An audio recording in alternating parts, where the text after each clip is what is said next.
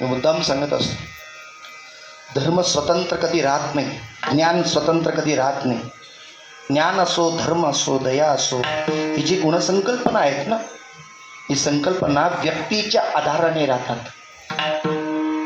ज्ञान पुस्तकात असतं तर लोकांनी घेतले असतं ना उचलून, पण नाही राहत तसं. ज्ञानच आत्मसात करण्याकरता ते त्या व्यक्तीच्या आधाराने ज्ञान राहतं. ज्ञानोबरायांच्या रूपानं ज्ञान आपल्याला दिसलंय. ते चालते बोलते ज्ञानाचे बिंब, तयाचे अवयव सुखाचे कोंब, एक एर लौकिकते. हे मनुष्यपण भाग लौकिक भाग. महाराज म्हणतात हे चालतं बोलतं ज्ञान आहे, ज्ञानोपर्यांच्या रूपानं आलं. बरं का, तुम्ही आणि मी आपल्याजवळ सुद्धा ते ज्ञान आहे, आश्रयाने राहतं. म्हणून नीट ऐका, धर्म असू द्या, एखादं ज्ञान असू द्या, एखादं दया असेल, ही आश्रयाने राहते. तसं या ठिकाणी आपल्या या संप्रदायाचं, अर्थात या परिसराचं एक भूषण, एक वैभव म्हणजे धर्मप्रचार प्रसार करणाराचं एक व्यक्तिमत्व. ज्या व्यक्तिमत्वाला तुम्ही आणि मी आत्यंतिक श्रद्धेनं आपण त्यांना आपलंसं मानलंय.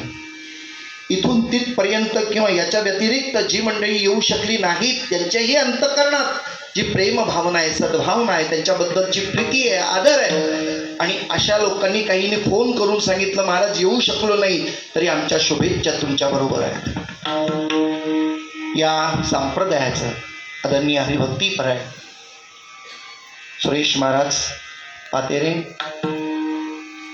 अण्णांच्या व्यक्तिमत्वाचा विचार केला तर आता मी विस्तारपूर्वक सांगत नाही. मगाशी बऱ्याच वक्तव्यांनी वक्तव्य केलं त्या संदर्भात. ज्यांना ज्यांना जवळचा संबंध आहे त्या त्या व्यक्तिमत्वाने वेगवेगळ्या पद्धतीची परिभाषा अवलंबली. जेवता जेवता एक गायन कोणीतरी केलं, कविता कोणीतरी तयार केली. उमेश जाधव आहेत का इथे?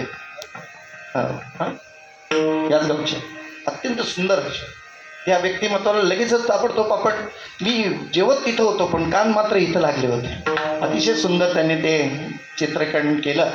हे मला का सांगायचं आहे, उत्स्फूर्तपणे एखाद्या सांप्रदायिक विचारधारेला जेव्हा आम्ही आनंददायी विचार आपल्या समोर ठेवतो आणि त्यांच्याकडे पाहतो, तेव्हा जीवन परिवर्तनाचा एक विचार आपल्या मनामध्ये येतो. मी असं बोलून जाईल, बाबांना मी केव्हाही पाहिलं समोर तर हसमुख चेहरा, बस प्रशांत, कोणत्याही प्रकारची आशा नाही, अपेक्षा नाही, कोणत्याही प्रकारची पुढे करण्याची वृत्ती नाही, तुम्ही पुढे व्हा असं म्हणण्याचंच त्यांचं एक मोठं योगदान आहे.